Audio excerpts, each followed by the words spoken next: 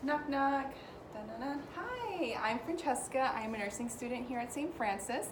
Here to do assessment on little Johnny. Is that all right? Sure. Thank you. Okay, I'm gonna go ahead and perform hand hygiene, clean my hands, and then I'm gonna go ahead and check baby's ID band. So I will uncover baby, and there is an ID band right here on its leg. Blah blah blah. It is who I am assessing on. So I'll go ahead and cover baby back. What I am going to do first is I am going to listen to baby's heart rate, and I will go ahead and do that for a full minute. A normal heart rate should be 110 to 160, and I've listened, and that is normal. I'm also going to get his respiration rates, and his respiration rate should be 30 to 60, and that is normal. And I am going to go ahead and also listen to his heart sounds. So S1 and S2 are present. That's good. A murmur is normal if we hear one, especially in a newborn baby. I'm also going to listen to his bowel sounds in all 4 quadrants. That's normal. And then at this time, I'm also going to observe baby's breathing to make sure that he is not having any retractions, seesaw breathing, any grunting, any nasal flaring, and any apnea that's less than 20 or more than 20 seconds. I'm also going to listen to his breath sounds also bilaterally. So just making sure baby is clear. That's good. Some crackling is a little normal from the fluid during birth. Alrighty, and then I'm going to assess baby's temperature, and I'm going to do that auxiliary, which is under the armpit. So I will go ahead and do that. Beep, it's normal. The normal range is 97.7 to 99.5, and then that is that. With that assessment, I'm going to go ahead and now go to the head. So I will uncover baby's head. We want to make sure baby is warm as much as possible during our assessment. So I will keep baby's body covered, but I'll also, since I'm assessing the head, I will uncover his cap. And then I'm going to go ahead and just palpate from back to front in a circular motion. I am just going to note the suture lines, make sure they're fine or not, or if they're overlapping, that's a little normal too. Any large spacing is not. So I'll go ahead and just palpate, make sure any molding during birthing, I would go ahead and note that. And I will also palpate the fontanelles to make sure that they're soft and flat. And then I will also make sure of any caput succedaneum.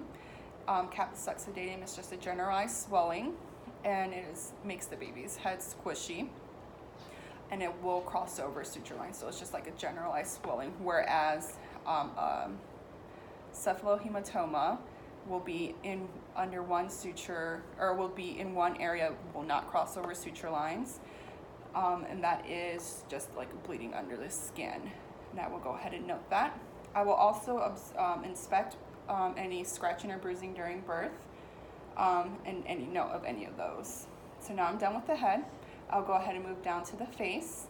I'm gonna first look at the baby, see if there's any, see the symmetry.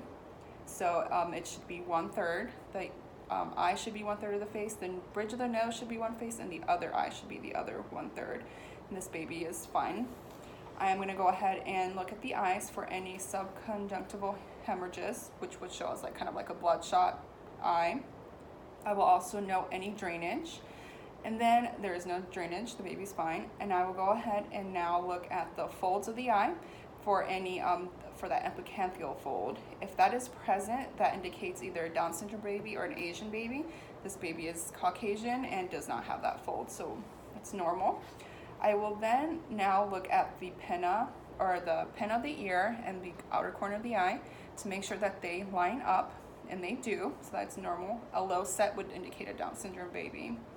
I will go ahead and now test the recoil of the ears, fold those back, and there's instant recoil, which indicates a term baby.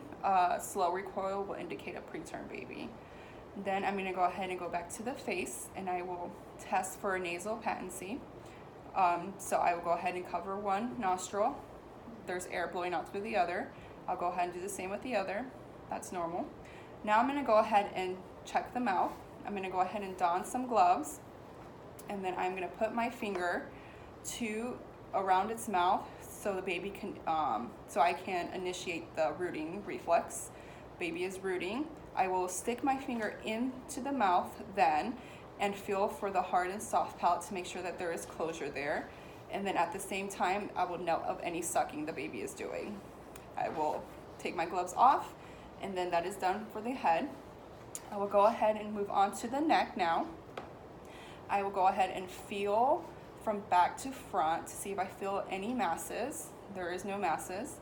I will also note of the range of motion for the baby's head, make sure that the neck and the arms and extremities are moving at the same time and that the baby does have range of motion there. So now I'm gonna go ahead and uncover baby a little bit, and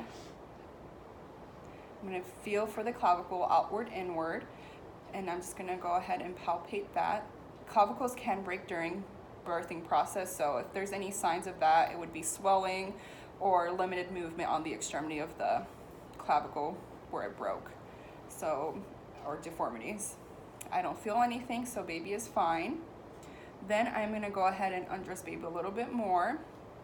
I'm actually gonna put the cap back on so baby can stay warm up here at least while I'm doing everything else. And I am going to take this off, and then I'm going to just look at the baby's skin from the abdomen, what I have here. And I'm just gonna take his arms out too. And just gonna note his skin. I'm gonna look at the chest. I've already said the 5 signs of respiratory distress, so I'm gonna move on, go down to the abdomen, and I'm going to see the baby's belly to make sure that it is rounded, or round and not like a little squishy. If it's too firm, it can indicate like some kind of constipation or something like that. But baby's belly is fine. I'm also gonna look at the umbilical cord to make sure that I would note of how it's drying, and I would also note of any discharge or redness or anything like that. Baby's umbilical cord is normal. I will then look at the skin. I will note of any birthmarks, vernix, lanugo, any bruising, any jaundice also, if I notice anything on this abdomen. And then I will also assess for skin turgor, just pinch. Baby's turgor is fine. And I will also assess for just the general color of the baby, which is, this baby is nice and pink, doesn't have any blueness in the extremities or anything like that. And then that is it for that. Then I'm gonna go ahead and I'll cover baby chest, cover baby a little bit up here, because I'm going to now check the diaper area. Alrighty, so now I'm gonna go ahead and check the diaper area. I will don gloves for this. I will open the diaper. If there is any stool or any discharge, I will note of that. In females, white discharge either in the genital area or on the diaper is normal. Bloody and white is normal, so I will note that. But this is a male baby, and the male baby is uncircumcised. There is foreskin present. I will note that. I will also look to make sure if there's any rugae. Presence of rugae indicates a term baby. Absence of rugae indicates a non-term baby, a preterm baby. I will also palpate for the testes. I'll put my finger and palpate. The testes are there. Palpate again. Testes are there. And then I will, if this was a circumcised baby, I would evaluate that too, but this baby is not circumcised. So there is foreskin. And then the location of the urinary meatus is on the tip of the penis. I will not retract because you don't retract on a baby. And I will just kind of peek and look and see. Great, it's there. We're done. I will go ahead and close it up.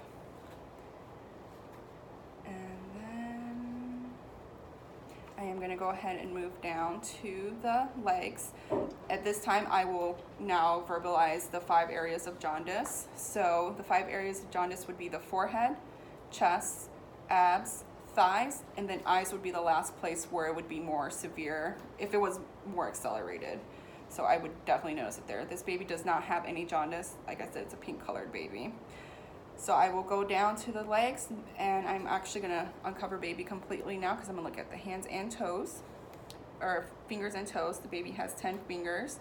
Baby has 10 toes.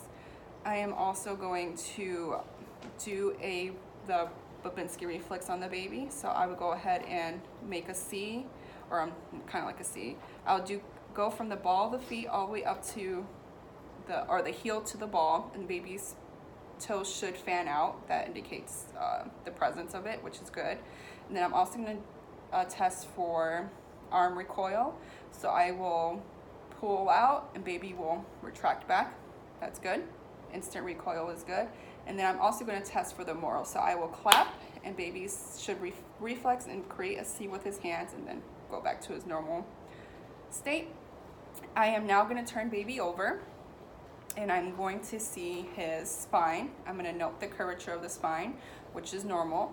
It's nice and straight. I'm also going to see for any tufts or dimples in the sacral area, which will indicate spina bifida.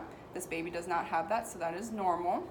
I am also going to note any Mongolian spots which would show up in a non-Caucasian baby, or can show up in a non-Caucasian baby.